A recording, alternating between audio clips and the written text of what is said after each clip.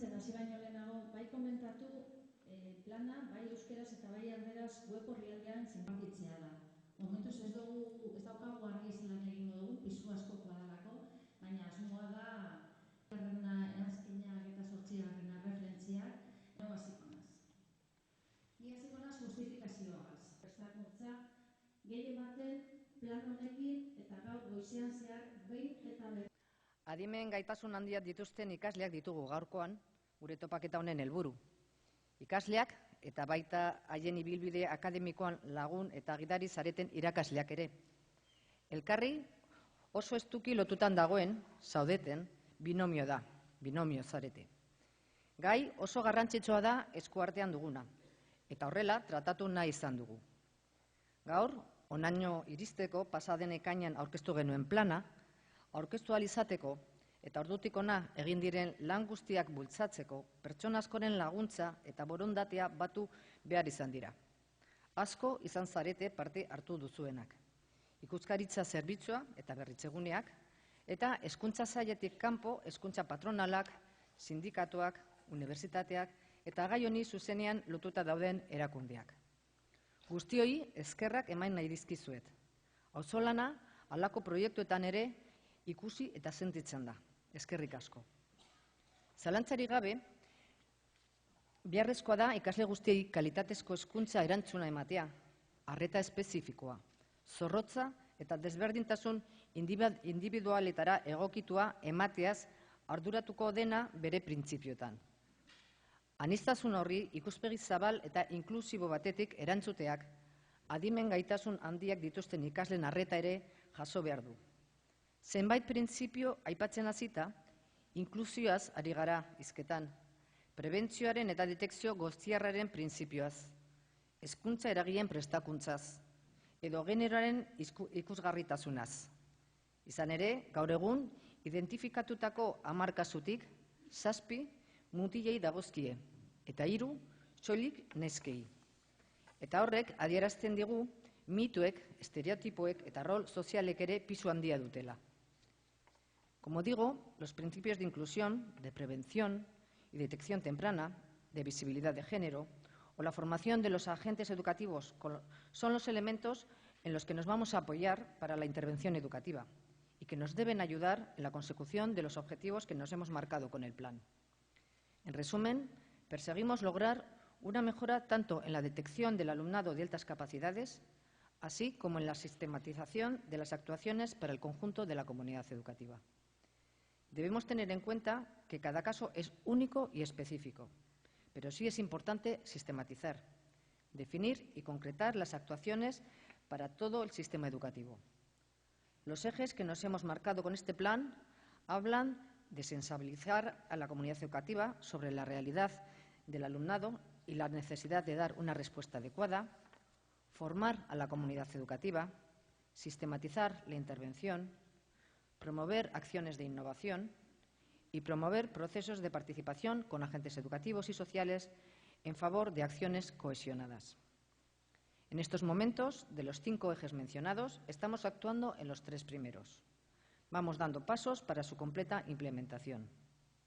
Baina planaren alderik esanguratsuenak aipatzeaz gain, uste dut garrantzizkoa dela zehaztea zeri edo nori buruz ari garen hizketan, gaitasun handiko ikasleak aipatzen ditugunean.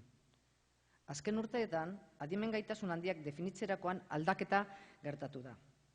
Zaharkiturik gelditu da gaur egun, kategorizazio hori irakasleen koziente intelektuala neurtuta soil-soilik egiten zen garaia. Gaur egun, definizioa zabaldu eginda, eta horren arabera, gaitasun handia, haurtzaroko ahalmen baten garapena eta eraldaketa da, helduaroan jardun eta lorpen bikainak egiteko helburua duena.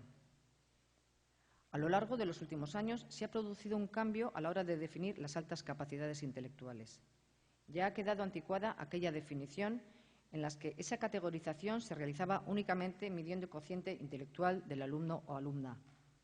Hoy en día, la definición se ha expandido y se considera la alta capacidad como el desarrollo y transformación de un potencial presente en la infancia para promover desempeños y logros sobresalientes en la edad adulta.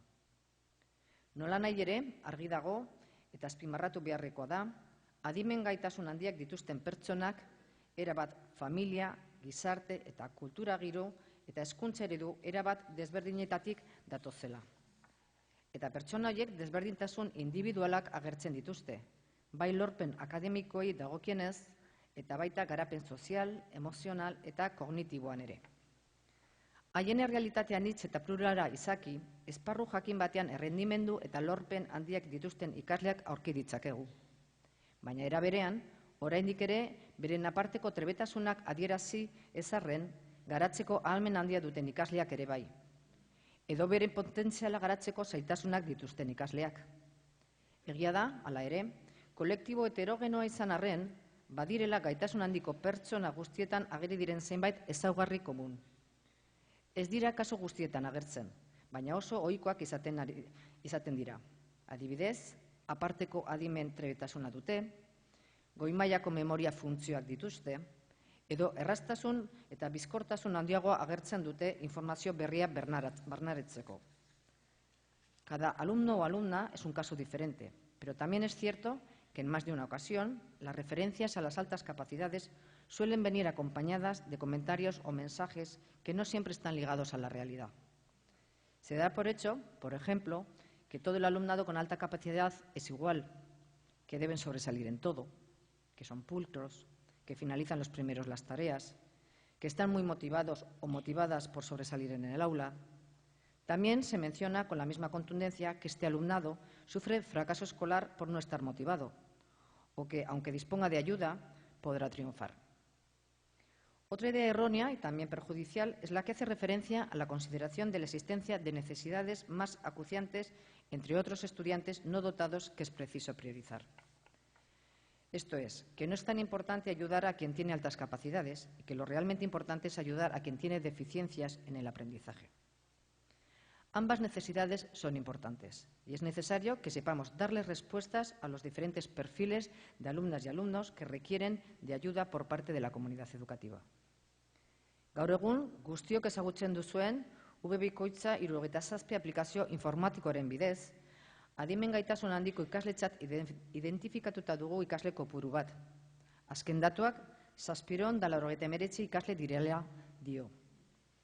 Hoy en día, a través del aplicativo W67 que todas y todas conocéis, tenemos identificadas como de alta capacidad intelectual a un número determinado de personas.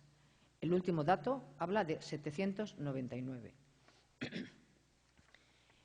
En ese dato incluimos al alumnado talentoso, es decir, el que destaca en algún talento pero puede tener dificultades en otros, y al alumnado superdotado, que es el que muestra talento en varias áreas.